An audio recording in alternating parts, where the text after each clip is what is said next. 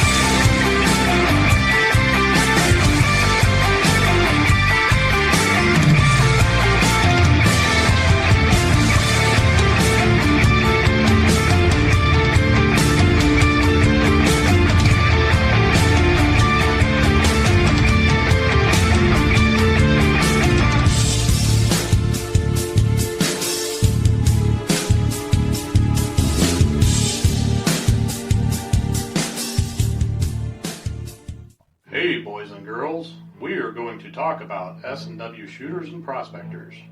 What is S&W shooters and prospectors? We at S&W Shooters and Prospectors help people find treasure. Did you say treasure? Yes, treasure. Just listen to this amazing review from our happy customer, Jackie Sparrow. Chocolate ship shape and a pleasure to deal with.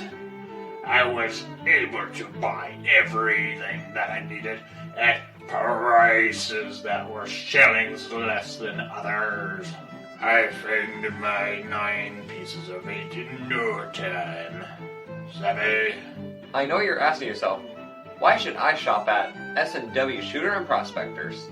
Chuck Smalley has over 45 years of metal detecting experience. He works with each customer one-on-one to customize their setup to match their skill level. So if you always dreamt of being a pirate, Arr. contact Chuck at S&W Shooters and Prospectors and he'll take a great deal for you. High passion rum not included. Caution.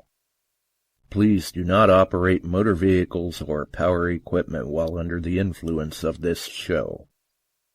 Listening to this show could cause side effects such as bouts of laughter, violent binges of cabin fever, and even dreams of silver and gold. Please be advised. Now that the fine print is out of the way, on with the show. All right, we're back. We're live. This time, seemingly without a hitch. Not sure what brings such fortuitous good fortune. Must be Mark. Let's check. Yeah, it looks like the chat is working well. Man, they're all dropping in. Good. Good to see. All right. Back to the other screen here. Let's come over here. We'll get Chuck in. How's it going, Chuck? Everybody, how goes it? Oh my God, Josh, we got Swansea in here tonight. Hey, I'll tell you what. I had quite the long conversation with Swansea about a week and a half, 2 weeks ago, I think it was, something like that. Blast from the past. Told him, said, I'm not sure if I had a heart attack or what. Let's hope neither of us have. But boy, people are going to be shocked when you drop into the chat. Yeah, they are. Hey, Janet's in there. Tom, yeah. Dave Riley, how you doing, buddy? Barb's in the house. We got the whole crew. Frankie Juarez. They're glad to see maybe Mr. Hoover. I'm sure there's a number of them in there that are happy to see us back in. So that's pretty cool. So the house is filling up. We ought to have a good show, and words of wisdom out of Mr. Marc Hoover. Well, he's always out on the adventure.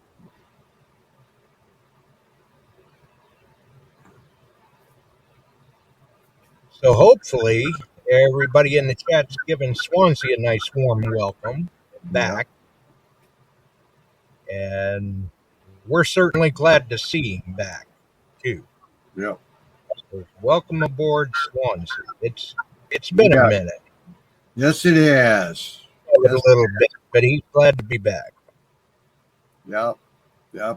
So we've got quite a good show lined up for you. I'll let Josh get in there and do the intros, and we'll have some fun. We'll be talking about a lot of things. Mark always has some great tips and travels and that kind of stuff. So, right, yeah. Well, you know what he likes to say: "Have adventure, will travel." Yeah, Phil, turn the phone around, buddy. I'll be on the right side then. He said, "No, there's no left in my future unless I drive in NASCAR." He's going to get all sorts confused then, because the screens are going to change around again here when I bring Mark in. Yep. I just dropped over on the right side to pass everybody.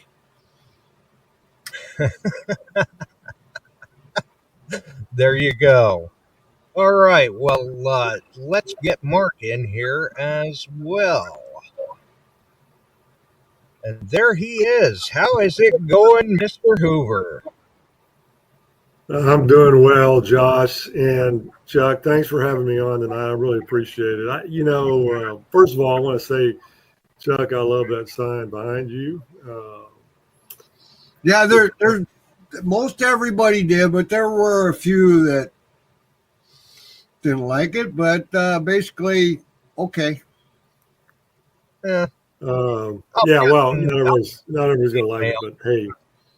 So I think they voted for change, and I got to say, well, first of all, thank you for having me tonight. I was thinking about it.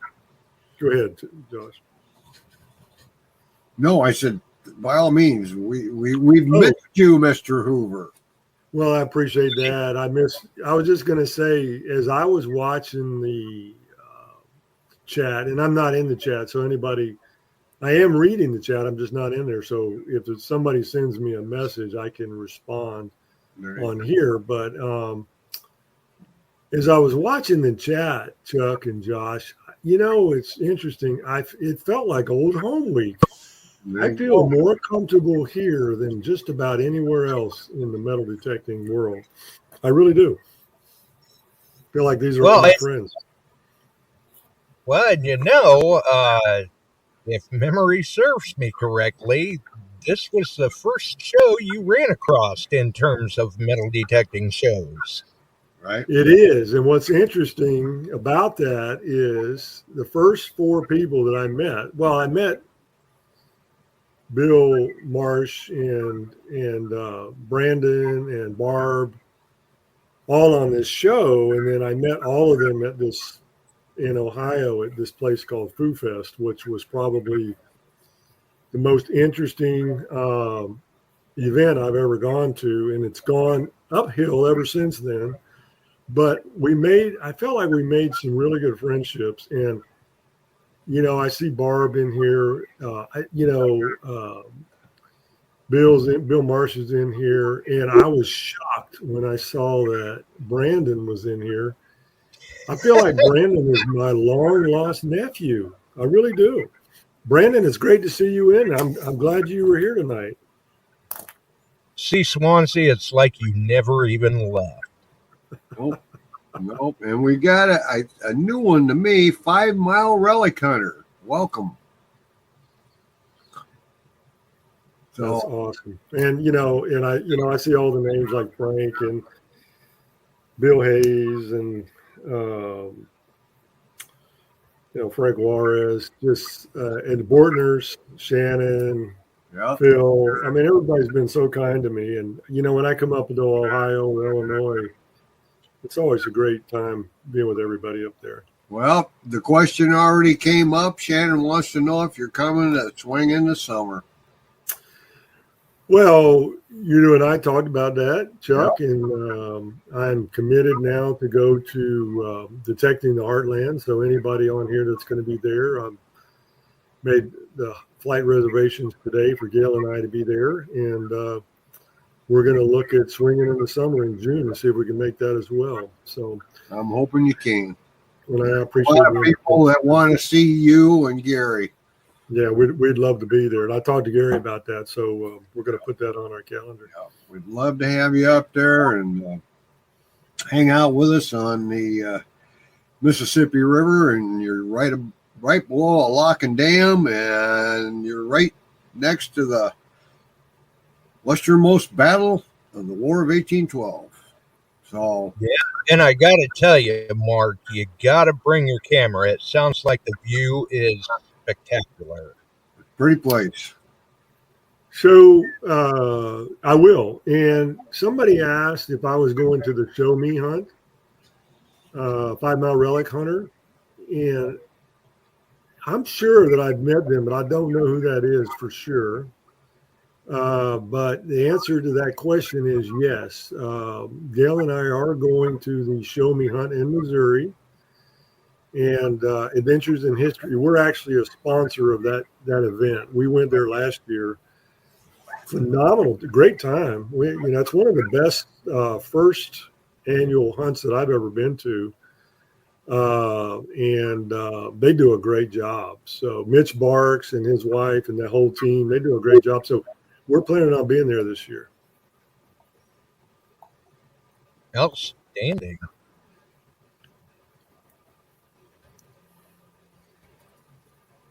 And I got to say, too, for you being down there in Florida and me being up in Ohio, we sure do seem to bump into one another an awful lot in Illinois. We do, and that's a great place to do it. And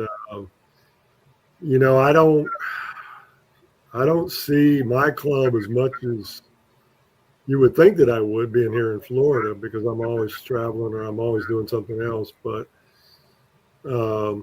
I've been kind of nicknamed the ambassador to the industry by the people in my own club. So when I get a chance to see them, it's always a good time coming back.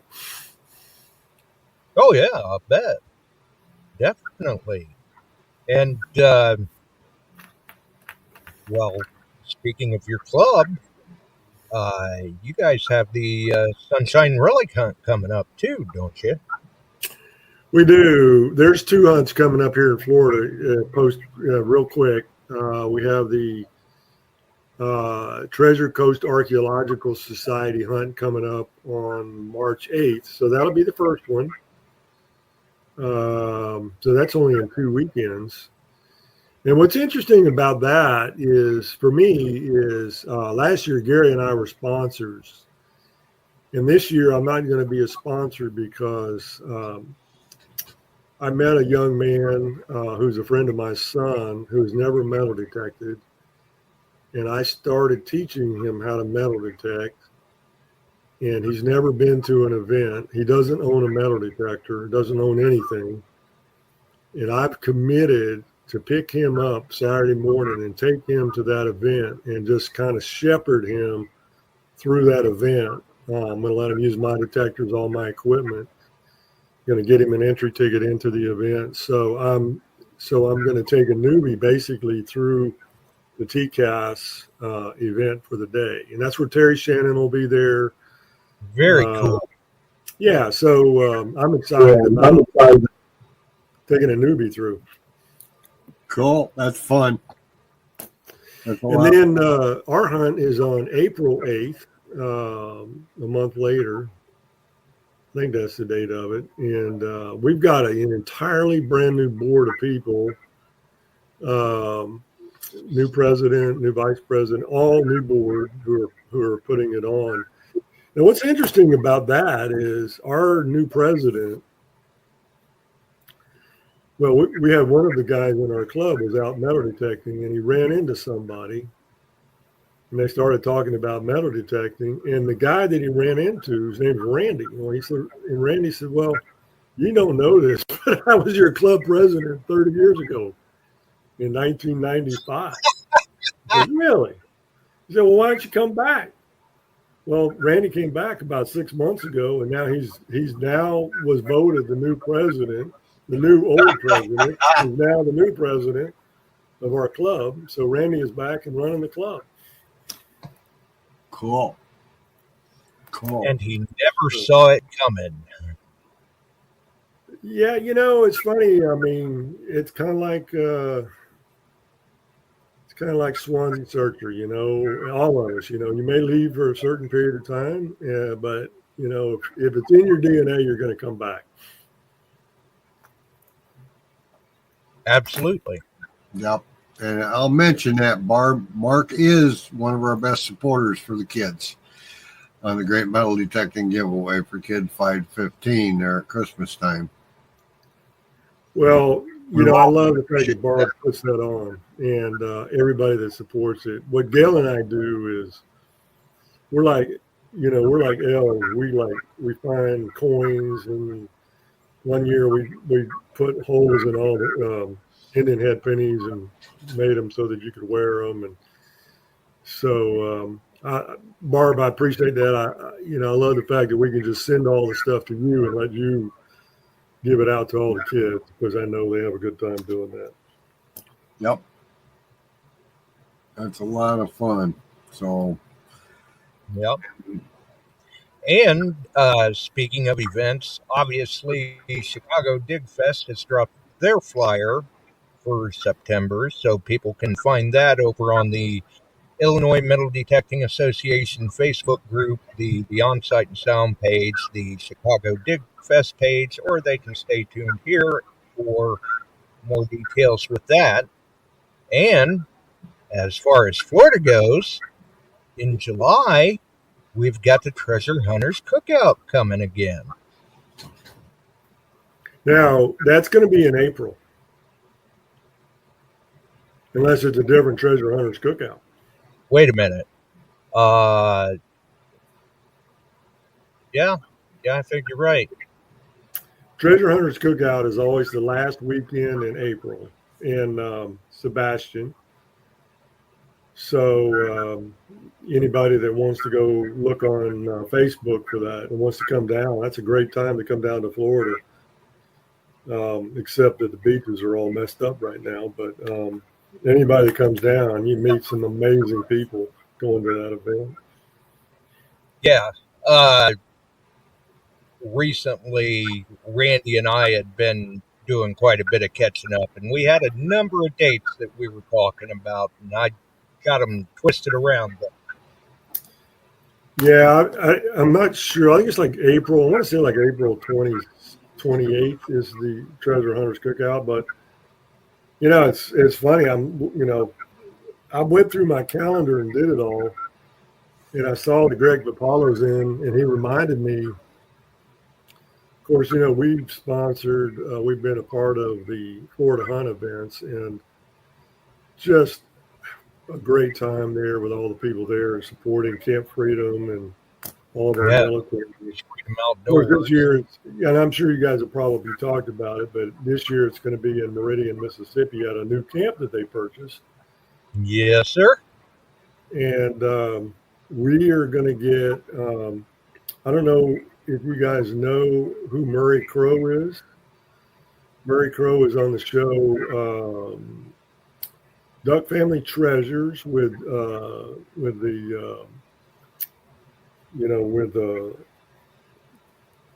what's the last name? Robinsons. Yeah, the Robinson family. So he's on that show, but he's been metal detecting for over 50 years. So he's kind of the expert on the show. Those guys are relatively new metal detecting, and they're sponsored by Garrett. But Murray has committed to come over to Meridian, Mississippi, and you never know who might show up. We're looking at talking to some other people about coming over, so we're pretty excited about that. And again, supporting Camp Freedom. So we're doing that. And speaking of Chicago, something interesting happened last year, and I was telling Alan about it, and Alan asked me if I would come and speak at the Chicago event. Last year, I presented the 1715 Fleet story out in Utah at an event that I'm going to tell you about in a few minutes. But Alan asked me if I would come to Chicago and share that story on the 1715. And of course, that's tied into the article that I wrote for American Digger on Jimmy Crossbones and his treasure that he found, a few years ago. So I went ahead and just did all the research on the 1715 fleet and tie his story into the history of, why all that treasure was there. So I'm going to do that in Chicago at that event. Nice. Other than that, Josh and Chuck, I don't have anything going on. I see Chuck got bored and left. Ah! Well, Chuck sometimes gets pulled away. That's the way it goes, though. But the guys really ought to get a I kick didn't out of want to that. interrupt you. They know you've always got some stories to share. All right. So I got some stories. You want to hear a story? All right. So, Chuck, Josh, have y'all ever heard of an event called The Gathering in Utah? No. No, I have not. Vaguely? Okay, so Terry Carter. Yeah. Okay, so Terry Carter now has over 100,000. He just hit 100,000 on his YouTube channel. But last year he called me. He called me and he said, "Hey, I was wondering if you could help me out with something." I said, "What's that?" And he said, "Well, this is our 25th, and this is last year." He said, "This is our 25th anniversary of The Gathering. And we've never had a metal detecting manufacturer come out and participate. And it's a treasure hunting event. Could you help us get a manufacturer out there?" And I said, "Sure, that shouldn't be that difficult to do. How many people do you have coming to the event?" 600. 600? Are you kidding me? Anyway, so if you know anything about Utah, that area, northern Utah, the Uinta Mountains, it's really big on UFOs, Bigfoot sightings, things like that. And the event was not too far from where Skinwalker Ranch is. In fact, when they invited us out, they said, "Hey, if you want to come out early, you can camp on the ranch right next to Skinwalker Ranch, and you might see some anomalous activity." And we're gonna have UFO people there. We're gonna have Bigfoot hunters there, and we're gonna have treasure hunters there. And so. And so it's all set up for guest speakers and all of that. Well, that's how I ended up speaking on the 1715 fleet, because they heard about my story and wanted me to tell about the 1715 fleet and the Jimmy Crossbones story. So I did that. And Gary Penta came with me and brought some of his unique miniature creations, which was really cool. But what happened was we had some difficulty getting a manufacturer, and I didn't think it would be that hard, but we ended up getting Fisher was the sponsor for the event. And it was incredible. I mean, Gary and I are like, man, we have got to go back next year. But we met some amazing people. We heard some great stories, met lots of treasure hunters. Got invited. I'm sorry? What time of year, Mark? That was in August. And we hooked up with, we got Casey Dittman from Excalibur Shovels came out and had his booth set up to show all of his shovels. So Casey lives in Utah, not far from there. So Casey invited Gary and I to go hunting with him. So we did some metal detecting at one of the old ghost towns out there in Utah. Well, actually, it was in Wyoming. It's right on the corner of Wyoming, southwest corner of Wyoming.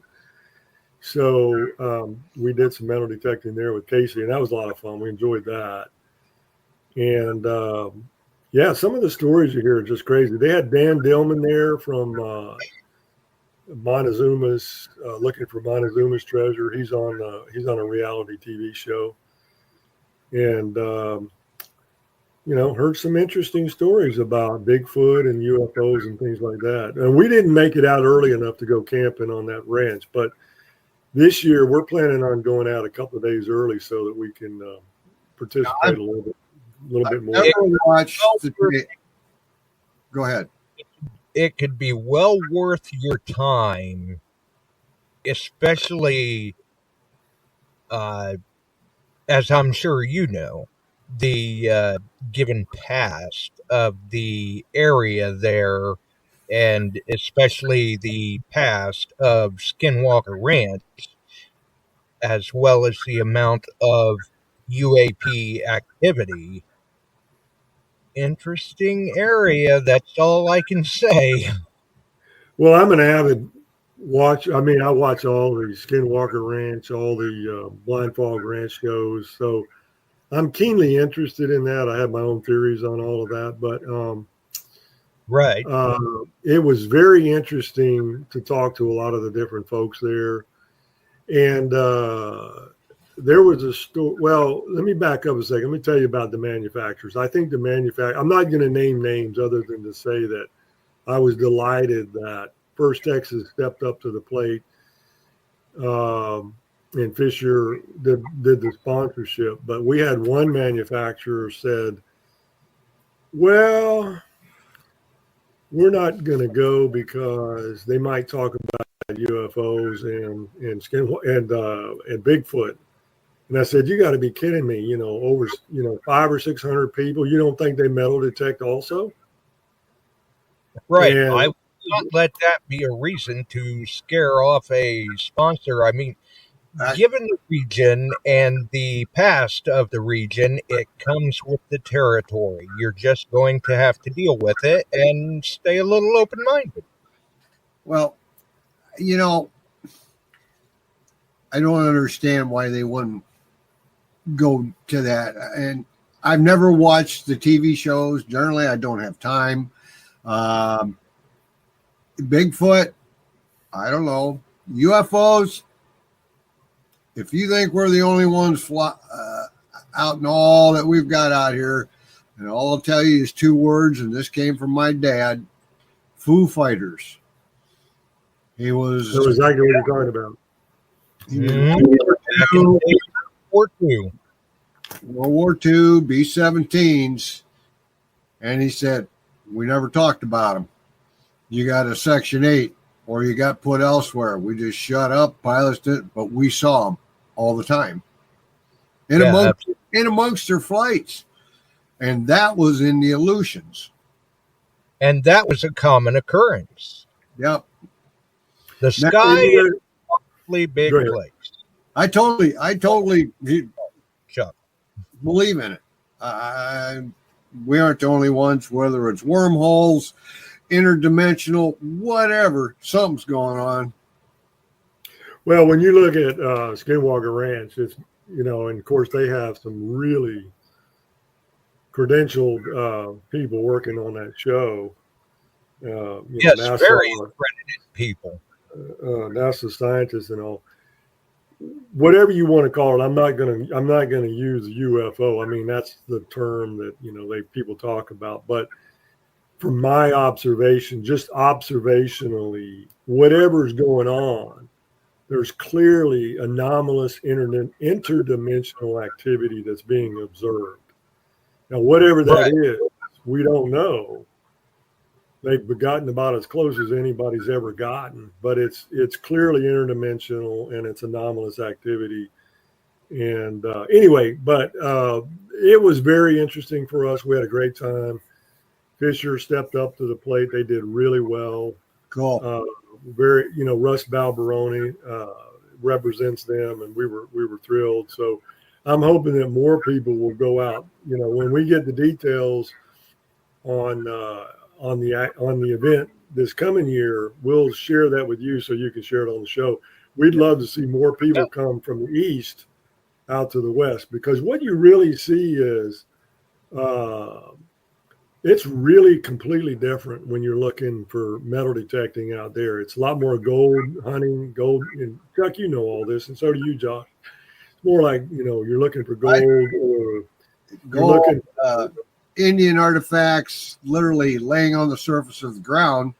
In Wyoming, I kind of like that area around Lander. You get over Atlantic City and South Pass City and that what they call the Jack Morrill Wilderness. There's 2.5 million acres out there of nothing. Beautiful, wide open land. Yeah.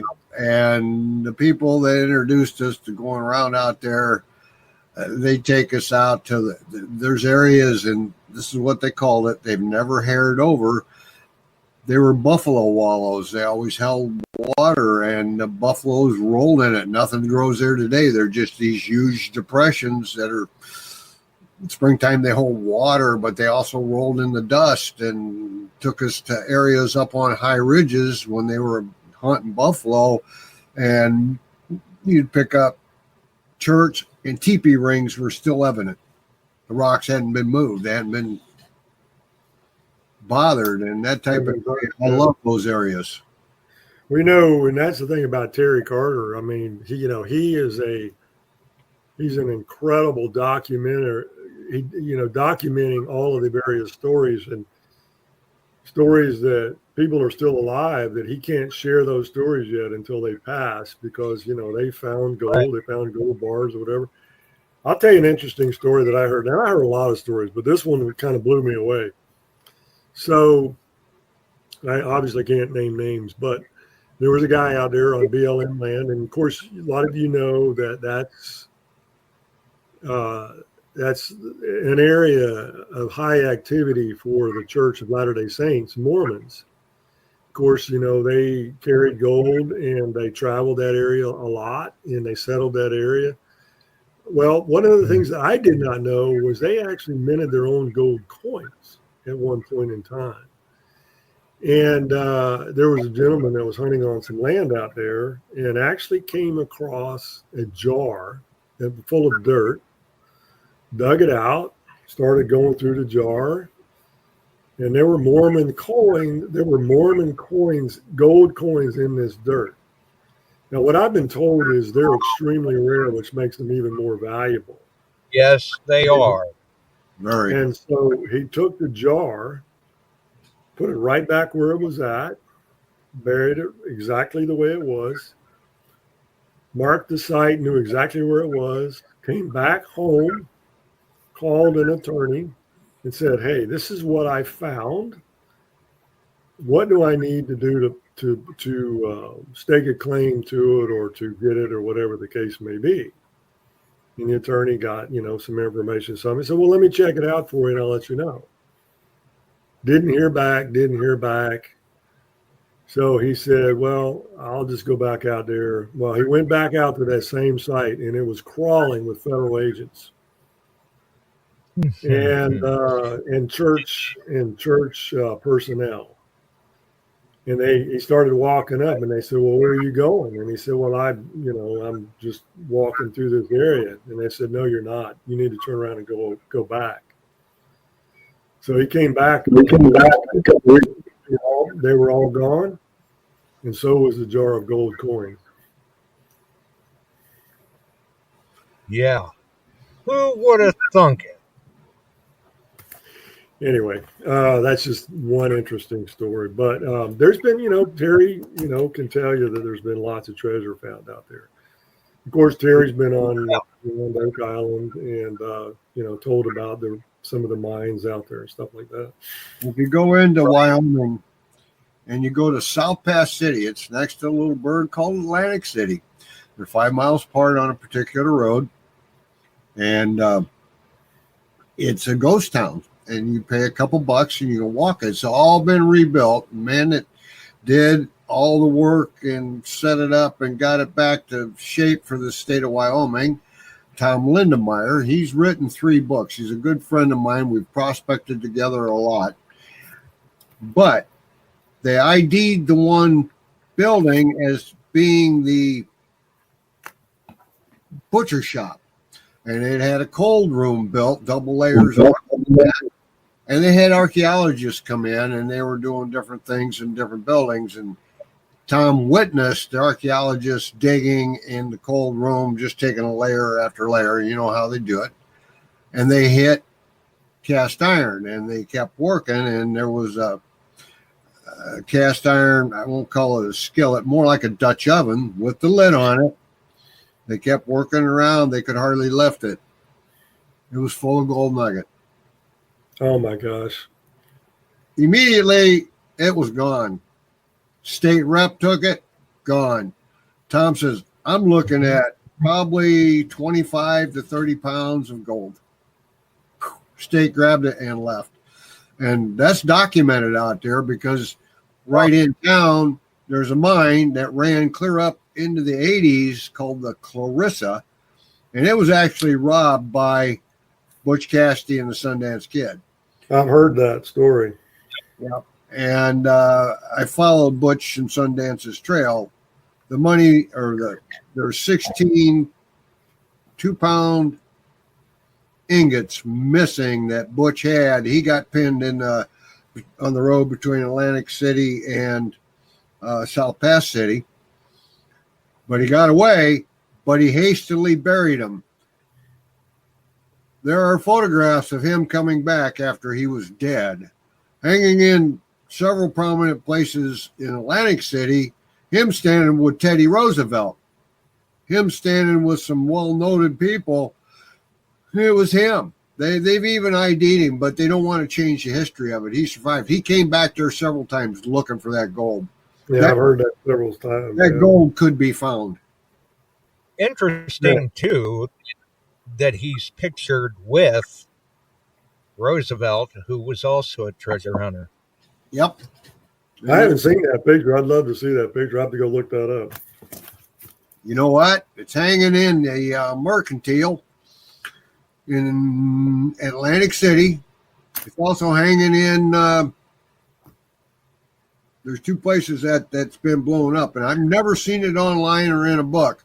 But that, and actually, the lady who took the picture on the one I saw, it was the original picture, put the names with an arrow up to each individual. That's awesome. Yeah, that's great. So it's there. Tom's an historian. Actually, the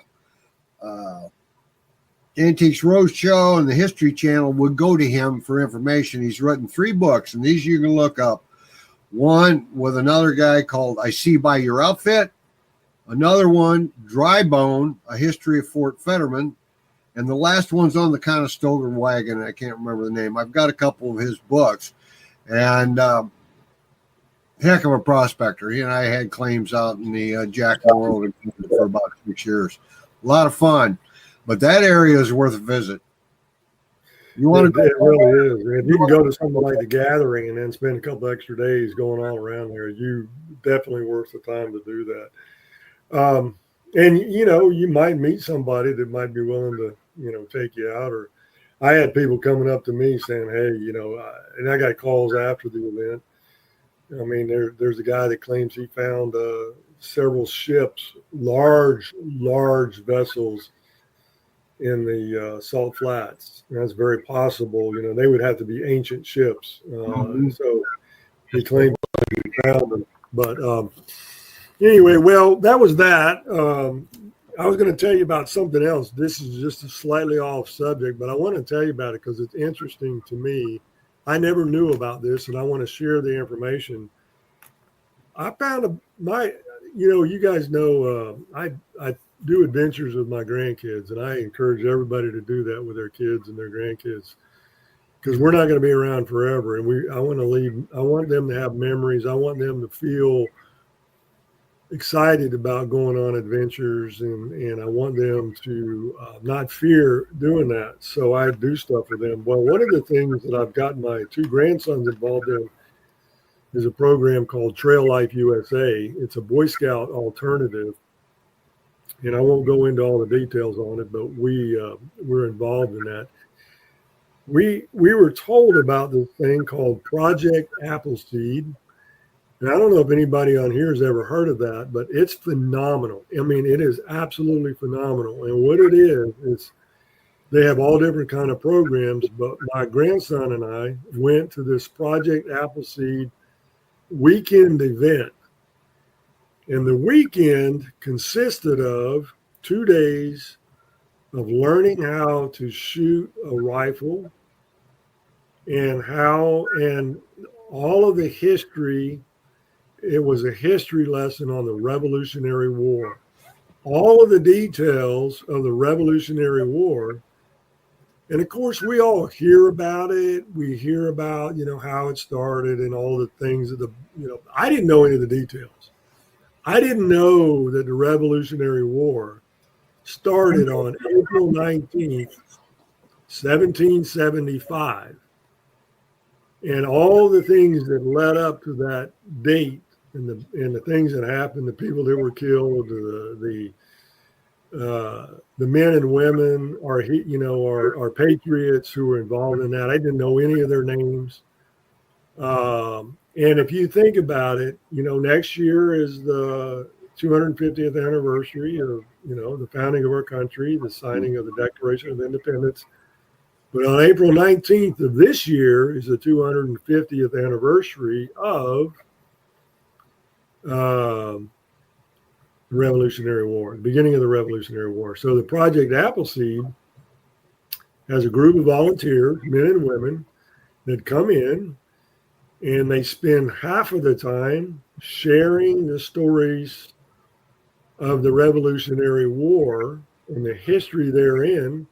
And then you spend the other half of the time learning how to shoot targets, at different yardage levels. And Cool. I've shot before, but my grandson never has. So the weekend was just a great experience, great adventure. You can look it up. It's called appleseedinfo.org, appleseedinfo.org. It's men, women, kids, girls, boys. So if that organization is in your area, I just highly recommend you take advantage of that. And some of the people who went with us, it was their third time going. So, and by the way, the main instructor of the course was Australian, who became a naturalized citizen 10 years ago for the U.S. And he said, I'm going to tell you something. Americans don't appreciate what you have the way a naturalized citizen who comes over here and has to go through the process to become a citizen. He says, I love that I'm an American citizen, and I appreciate what I had to do to become a citizen of America. Mm-hmm. And that's why I'm sharing the history of the Revolutionary War, and he was our main instructor. That's true. A lot of people very easily take it too much for granted. I didn't start appreciating what we came from until my mom and my grandmother and an aunt did all the genealogical stuff in the early 80s and sat me down and my sisters and showed us the family tree, and they traveled to England and Scotland going to all these places, and then how we tied in with the American Revolution, because we came to this country in 1698, 1696, and the appreciation that I have developed for it is amazing, because I didn't know that I had this lineage from the Scott English area to the U.S. after Cromwell ran us out, because we were all Knights Templars. And then the Hales, which I'm related to, came over. They were run out because it was Hale Castle that they ransacked in North Scotland. And my direct uncle was Nathan Hale. You and I have talked about that. That's a phenomenal story. I love that. And of course, I think I mentioned to you that my wife is a direct descendant of somebody that came over on the Mayflower, and what was ironic about that was her last name was Howland, Howland. She was a daughter of 11 generations of sons, so she still had the same name until she married me. And of course, we went up and visited Leighton Harrington on the 400th anniversary of the founding of Plymouth Plantation, and Leighton was just a phenomenal host for Gail and I. We went to the button dump and all that. But Leighton gave me some musket balls. And what was interesting about this gentleman from Australia who was teaching this class was I said, "Hey, do you know anything about the coinage of that time of the revolutionary times?" And he said, "No, actually, I don't. I actually had a 1778 2 real with me. I brought it because you never know when you might give it away. So I gave him a quick lesson on Spanish coinage. And I said, hey, whose coinage do you think we followed? The Spanish or the English?" He said, "I don't know." I said, "Well, we're not using pounds and pence." That's right. I said the quarter is 2 bits, and our 8 real is a silver dollar. 2 bits, 6 bits a dollar, man.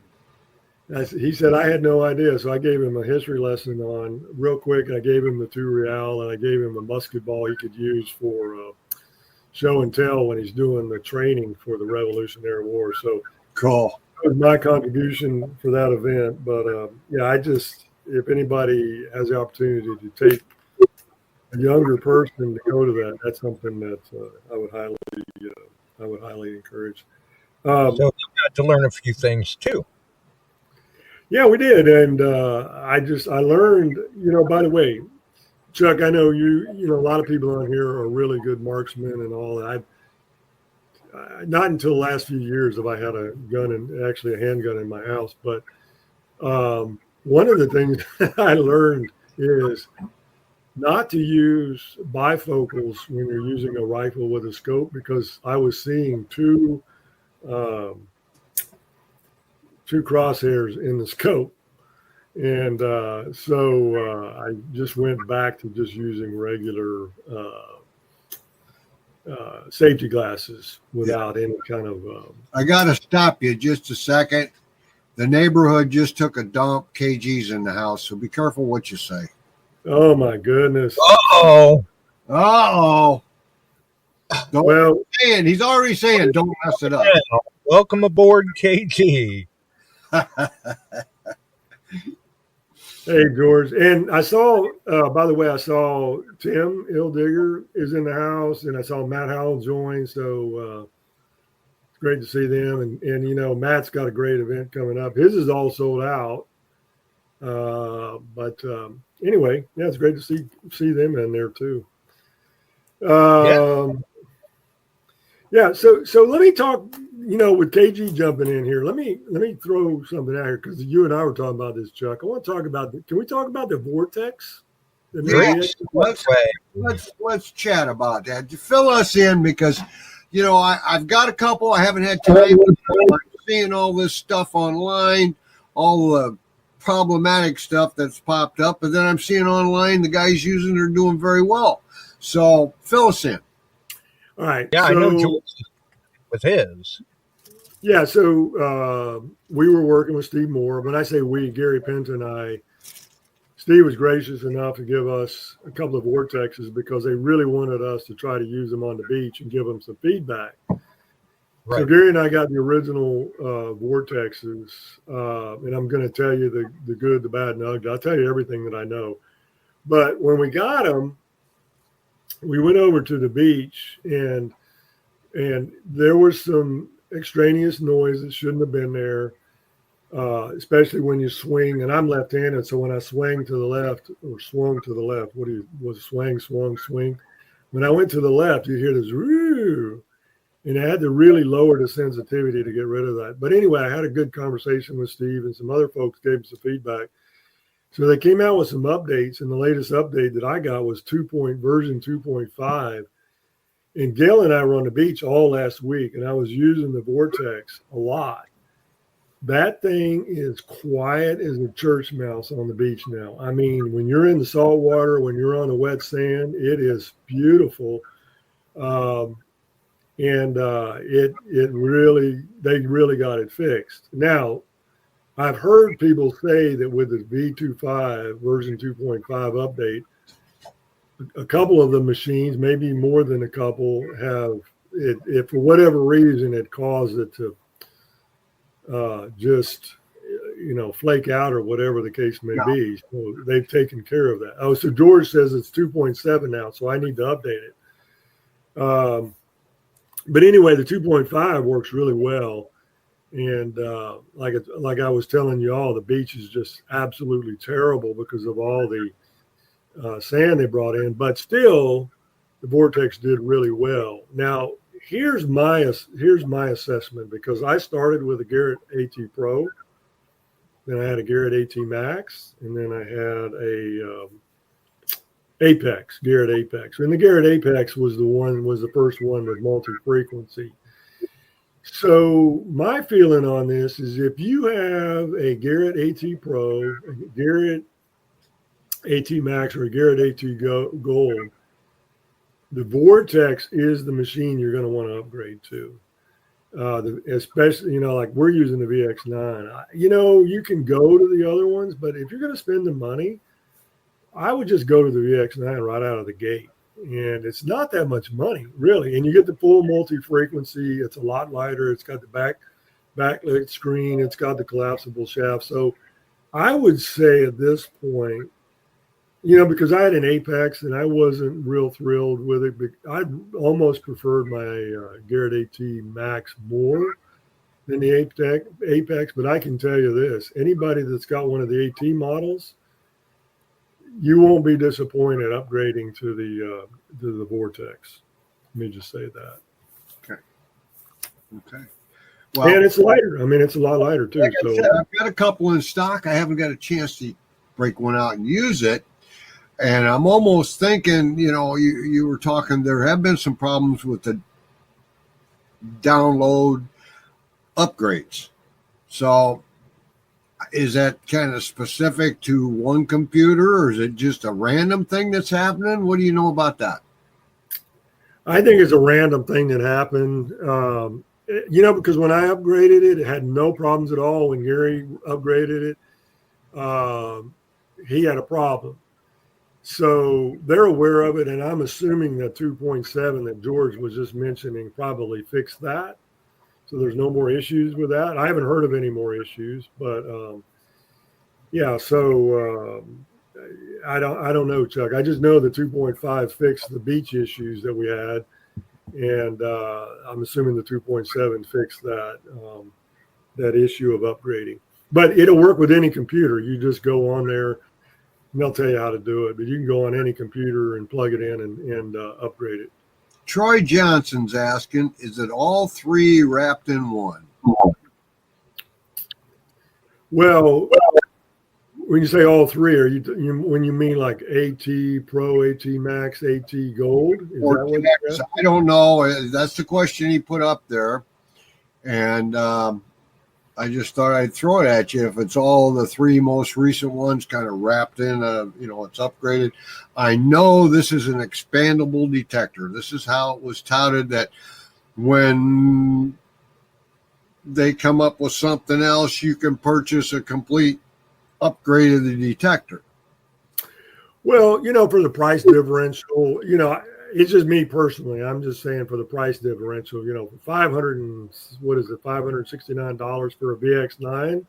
Yep. Oh my gosh. Why would you not just go ahead and get the VX9? I mean, yes, you can get the VX5 or the VX7 and then pay money to upgrade later, but why do that? Just pay a few extra dollars and, get the VX9. Now, as far as is it all three in one, I think what it is all the things that people wanted in the AT Max and the AT Pro and all those, is now included in it. What I mean by that is, it's got the collapsible shaft, it's got the backlit screen, it's got the multi-frequency.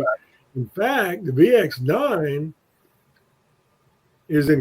now I never used the whites, so this is not something that I knew about. I had other people tell me that Garrett has included what looks to be a feature from the whites that would actually tell you on the screen. There's 3 different levels, visual levels, that will tell you, okay, this is a solid, solid silver or in that range, or it'll tell you that it's iffy signal in a range, and then it'll tell you definitely iron. Maybe. So it has those 3. And they said people have told me that's a feature that they got from whites when they bought whites. That does sound a lot like the old white signograph or even the V3i. Yep, V3i. Right, that's what people were telling me. Now, I'm laughing because people were asking me which VX9 I got. And just so you guys know, I got the left-handed version of the VX9.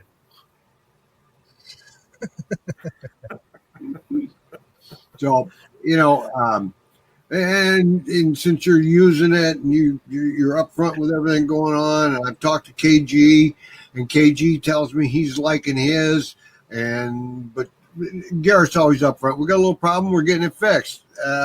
Good. There's some guys out there that are, the bashers, the naysayers before it even came out. And Garrett builds quality equipment. And they stand behind it much better than some of the other companies. Yeah, I've always enjoyed talking to Garrett Support. They do take good care of you. Now, I got to give a shout out to Debbie Smokowski from Mind Lab also. I mean, she's always been great to us personally.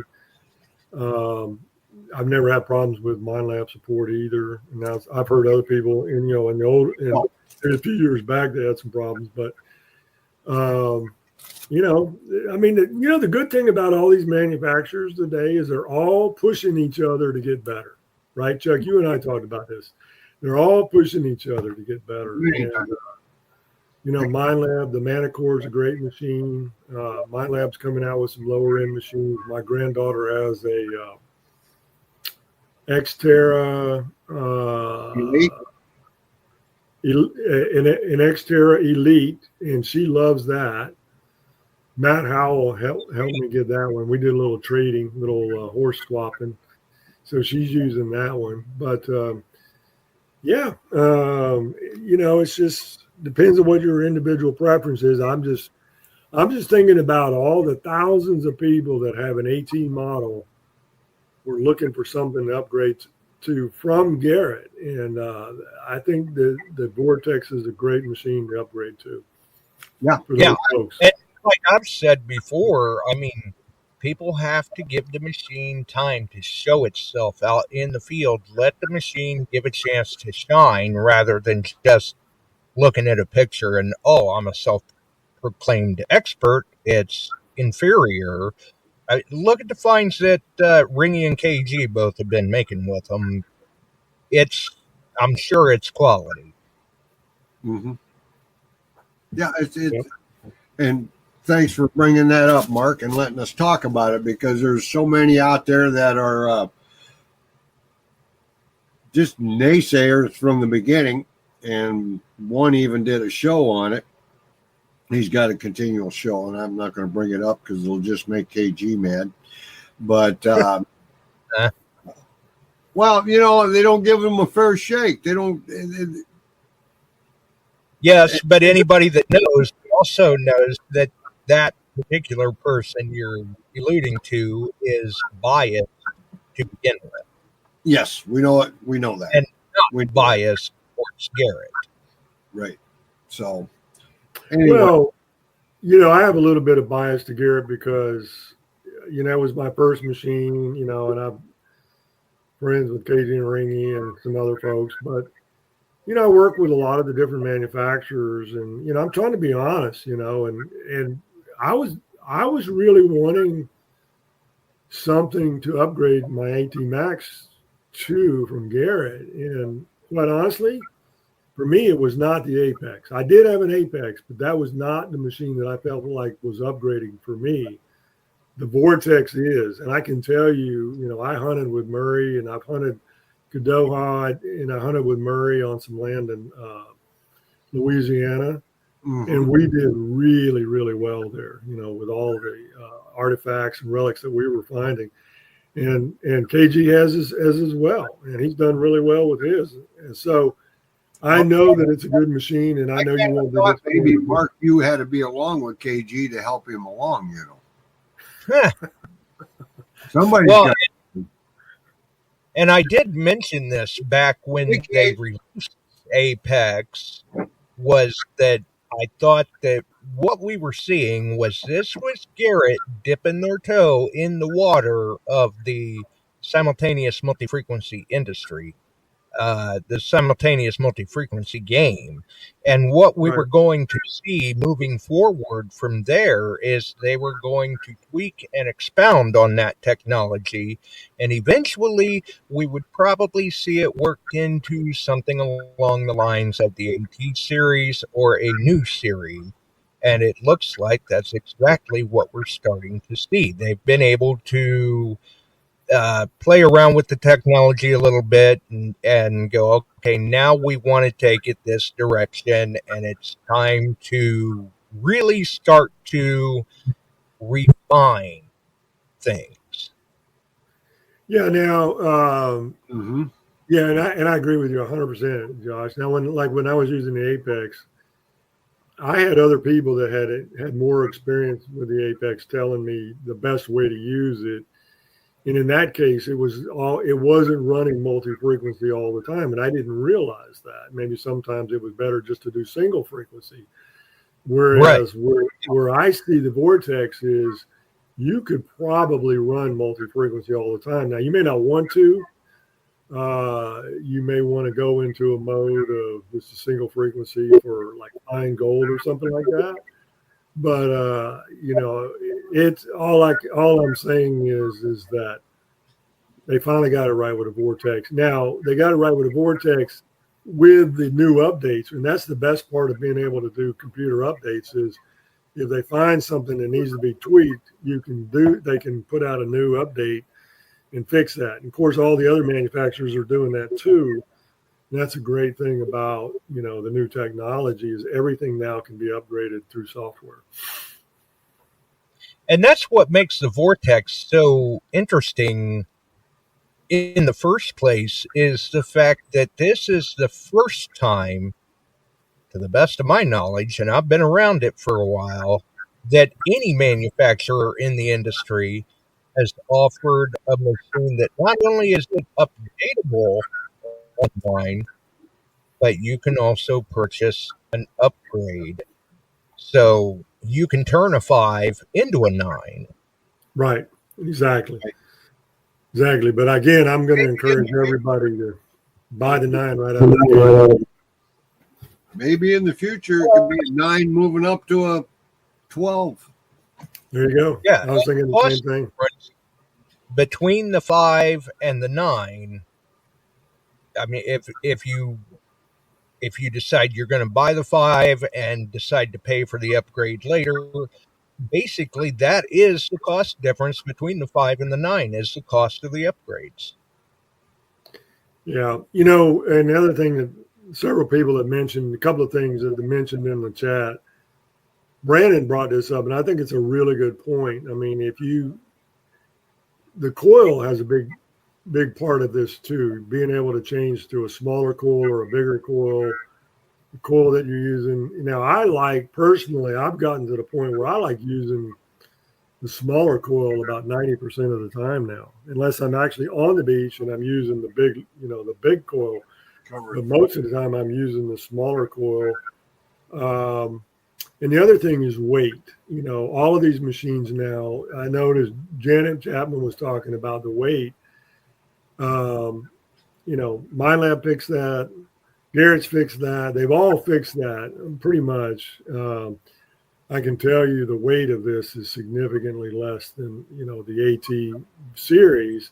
Different form factor, different kind of less weight in the shaft overall. So if you're upgrading to one of these newer machines, they're all a lot lighter. Nothing I don't think is as light as the Expedeus, but they're pretty close. They're all pretty close, and I don't think you would be disappointed with the weight. No, it's light.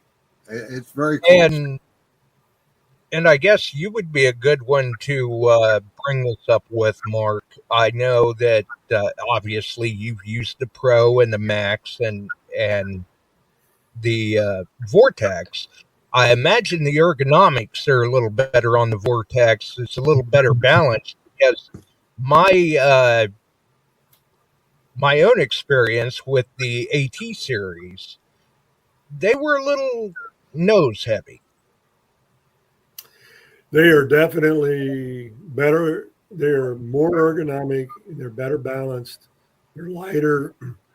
All of those aspects of it have been improved.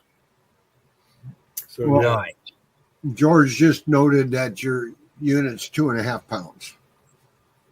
Okay. 59. Yep, 2.5 pounds. There you go. There you go. Well, I mean, you can't get much lighter than that. No, Maybe I mean 2 you're talking just a few ounces more than a quart of milk. Right. Yeah. So, with the new updates and all, I think this is, it pretty much takes the worry out of buying it. So if anybody's thinking about it, this is a good time to go out and upgrade. Right. Right. And if you call KG, he'll give you one for free. Oh, you heard it. You heard it here first. How many you got, KG? If not, you can buy one from me. There you go. George, just go a note to self, change my number. Anybody that calls me, I always forward my number to him, so he gets all my calls anyway. There you go.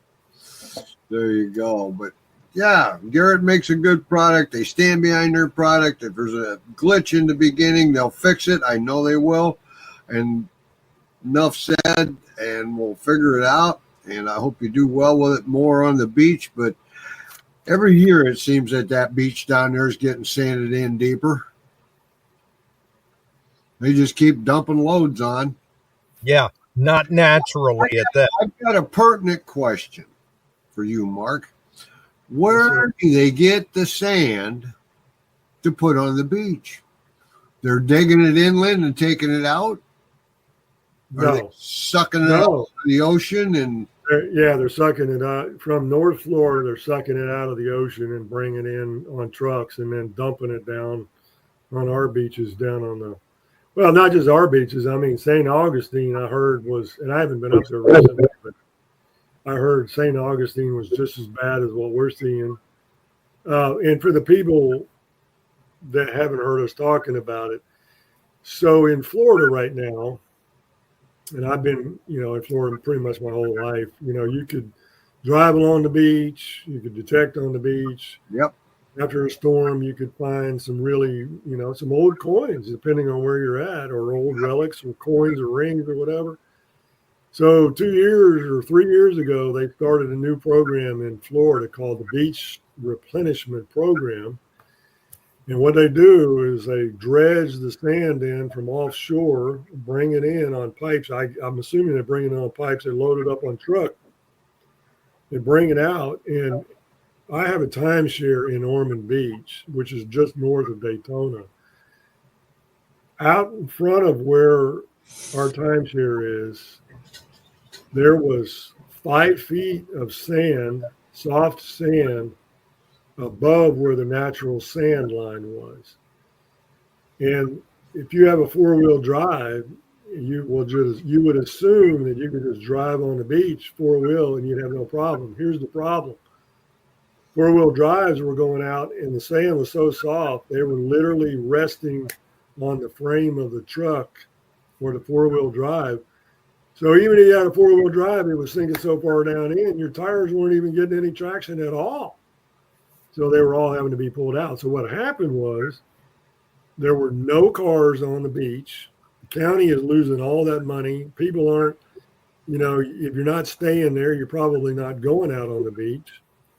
And it was hard to walk. It was hard. The only things that I was finding we're down at the water's edge, in about a foot of water, maybe right off, right at low tide. I'd go down, I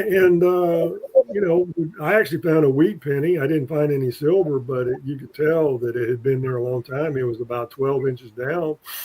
It was in about a foot of water. Used my scoop to get it out, but the problem with the beaches now in Florida is they're just terrible. And it goes all the way down to South Florida where Terry Shannon is. So everybody's complaining. I don't know what they're going to do, but it's a real problem on the east coast of Florida right now.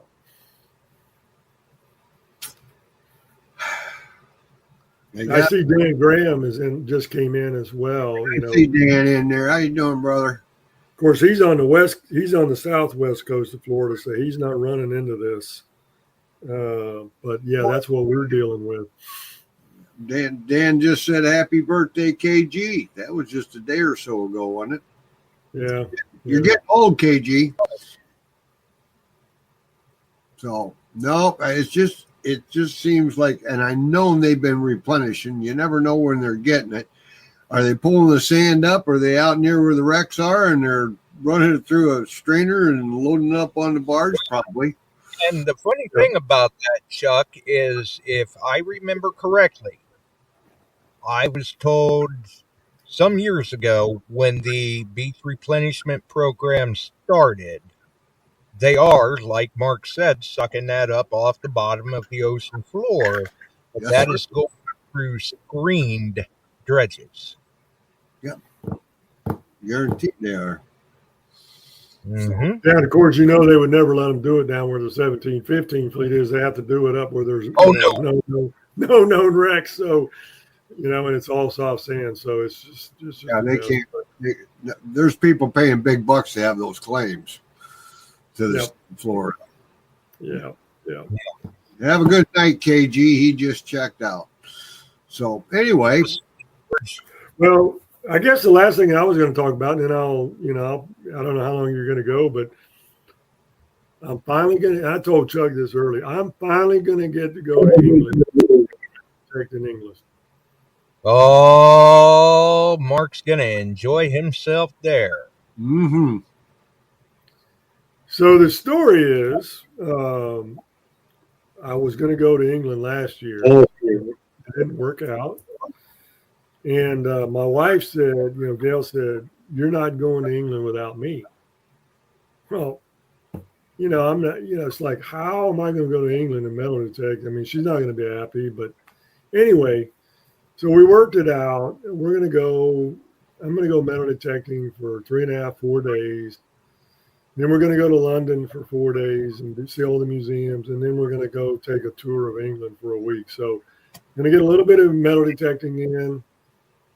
I'm going to go spend a few days at the museums, British Museum, and some of the other museums in London. Then we're going to do the tour. Now, again, with Gail having a history of, her ancestors coming over on the Mayflower. That's cool. Her history goes back to England and beyond. And so there's places that she wants to go see in Scotland and England and some of the ancestral homes up there. And so we're finally going to get to do that. Well, I can't wait to see the pictures of that trip. You are both just going to absolutely thoroughly enjoy yourself. That'll be a good one.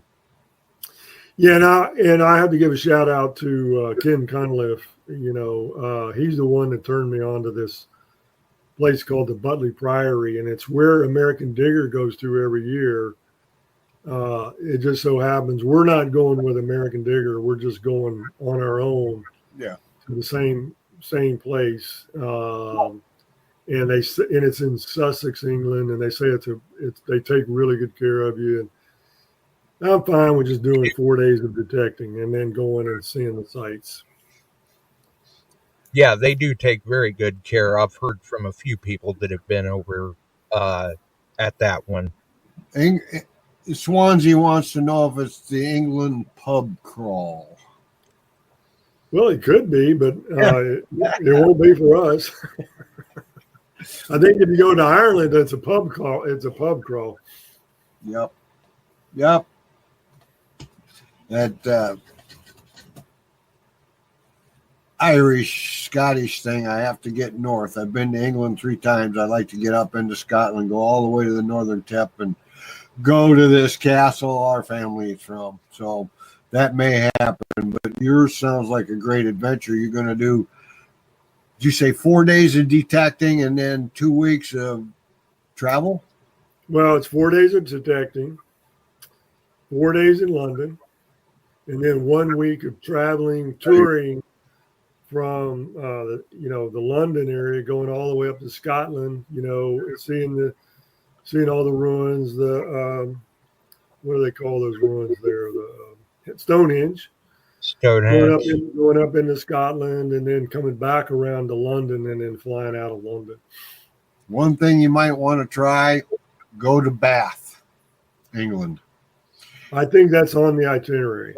Bath is phenomenal. Roman baths that still exist in the only hot spring in England, and it's cool. That is a tour that you won't forget.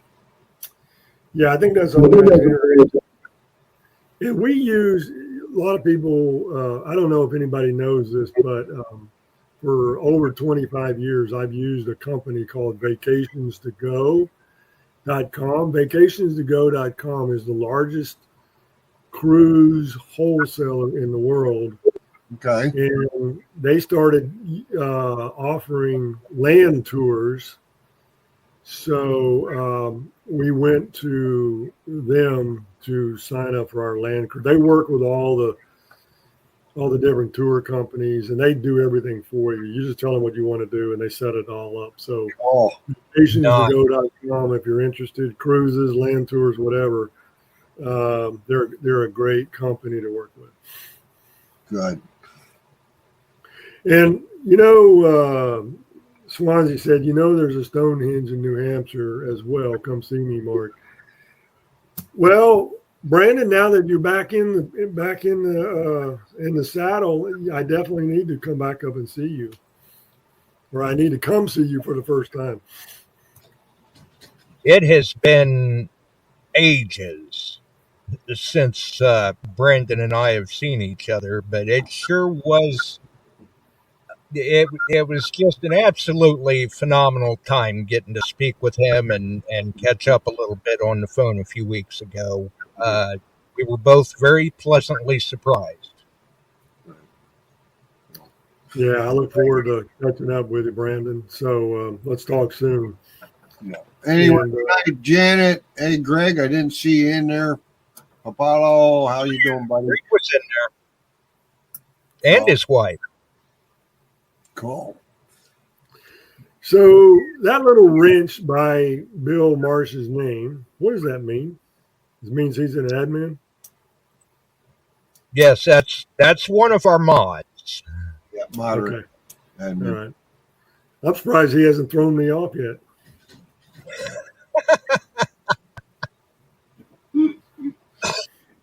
Well, they can only moderate the chat, not the show. Right. Oh, okay. All right. So you're safe. We try to stay under their radar on the show, though. Try. Yeah. ORH, I have the power, LOL. By the way, I have to give a shout out to Bill Hayes. Bill Hayes always takes care of me at the American Digger shows. And Bill and I were actually judges this year for the American Digger show in South Carolina. So we had to fight it out in a back room to decide who was going to be the winner. So that was a lot of fun. I got to tell you, being a judge was just a lot of fun. I really enjoyed that. But Bill always takes good care of me. There you go. Yeah. There you go. Sounds like a good time, Mark. Well, I appreciate you having me on. I really do.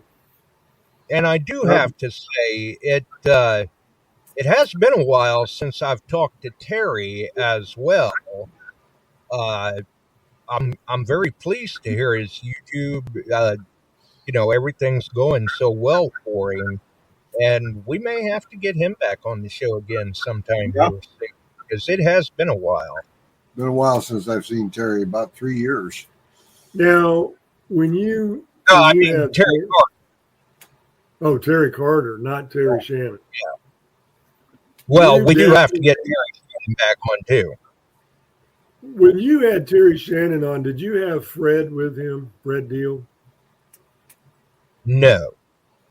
Okay, we can talk about that later. But he's hooked up with another guy down in South Florida that has written several books, and they make a great team on your show. You definitely need to get Terry and Fred on there together. Fred's got a lot, and he's written a book on the 1715 fleet, but he's also been doing some stuff up in North Dakota where they had some Indian wars up there, and he was out west last year and just Fred. Oh, I'm sorry, it's Fred Banky. Yeah, he wrote a book, and I'm trying to remember something deal, but it's Fred Banky. Thanks, Dan. And Fred and Terry do a really good talk together, so you might want to get both of them, and then definitely get Terry Carter on. Terry's got, obviously he's got some amazing stories. He's got some news stories. He can tell you all about the gathering. And what I would suggest is, after they make the date for the gathering, bring Terry Carter on to talk about the gathering and some of his news stories, because Cool. Yeah, that's exactly what I was thinking, because I mean Terry's always got some great stories, and he can tell you stories as the day is long, basically. Yeah, I can. And the book that Fred Banky wrote was called The Real Deal, but it's spelled Reale, like a real deal, but The Real Deal. That's Nice. his book. So, I like it. yeah, very, very interesting gentleman. And he and Terry are work very closely together. Well, I guess I got to run too. It's almost 9:30, but I don't know if there's anything else we need to, you wanted to ask me, but I really appreciate you having me on. Well, we appreciate you coming on, buddy, on short notice. And I was glad to get a phone call from you today. I hadn't got to talk to you for a while. And hopefully you make it up there. You get Gary and tell him we'd love to have you both up to swing in the summer, or swing in the spring, however they want to advertise it. But it's swing in the summer since it's on the 21st of June. But do you have a...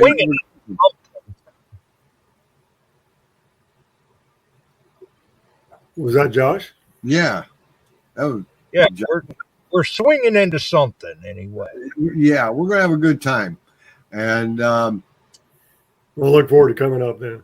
Yeah, be great. KG and Ringy and you guys, quite the team together. So we're looking forward to it, my friend. Okay.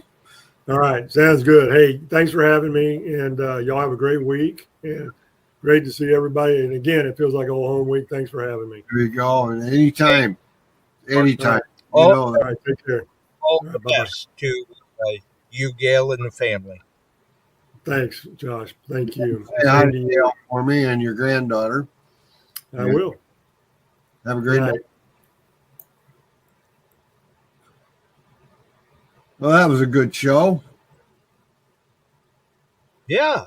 Thank you, Marc Hoover. And KG's dropping in as a surprise. That was cool, too. Swansea, good to see you back in the fold here, buddy. And Swan, big surprise. Yeah. I mean, I can't say that it was unexpected, because I've known for a couple of weeks that he could be showing up in the chat any given time. I figured, well, I'm not going to forecast it. We'll just wait and let everybody be surprised when he hits the chat. Because there are a lot of names in there that he may not recognize. There are very many names in there that he does. Yep. So, we're going to try and keep warm over here. Bill, it was 50 degrees here today, buddy. And it's supposed to be that way throughout the week. So, hopefully it gets over and melt all your snow. And 70 in Florida. Yeah. So it's around the corner. It's coming. trying to hang in there. Swansea, yeah, don't be a stranger, buddy. So anyway, I'm going to get out of here, Josh. All the rest of you have a great night, and we might be able to get out detecting if we get a couple weeks of this 50-degree stuff and 60. Yeah, we got to get rid of the snow and ice first. Yeah, it's going very quick. It was a swamp out there a bit today, but it's going. So thanks for having me there, Josh. Everybody, if you're looking for the new Vortec, give me a holler. I've got them in stock. We'll talk to you later, all. All right. All right. See you. And then there was one. Quite an interesting show. Definitely.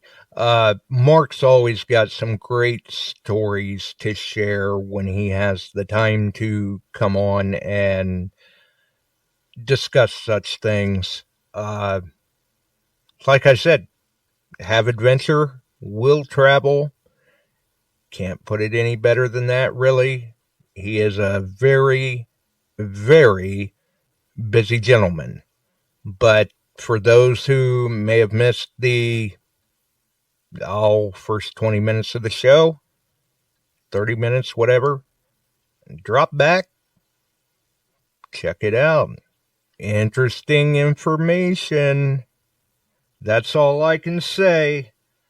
Past that, we've still got some things going on. We're trying to get buttoned up, tie up the loose ends, and hopefully smooth sailing as we continue on. Still a few more weeks, though, of uncertainty.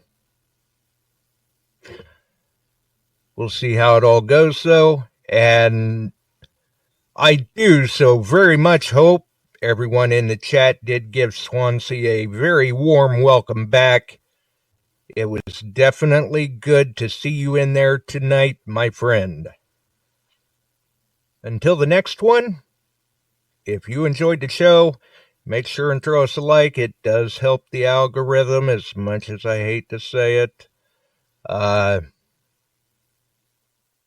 Obviously, when we had to begin the mass exodus from where we were prior and try to keep up podcast distribution and all of that for those who do still follow the audio side of the podcast, it has taken a little while. It's been a rough restart, but it looks like we're finally starting to catch some ground again, which is a good thing. For everyone out there, stay warm, get out there and find it if you can, and hopefully, as long as the creeks don't rise, we'll see you on the next one. We sure are glad you found us here tonight. Thanks for dropping by and joining in. If you like metal detecting, treasure hunting, gold prospecting, or even entertaining discussion, check us out Wednesdays and Sundays, 8 p.m. Eastern, on your favorite podcast distribution services.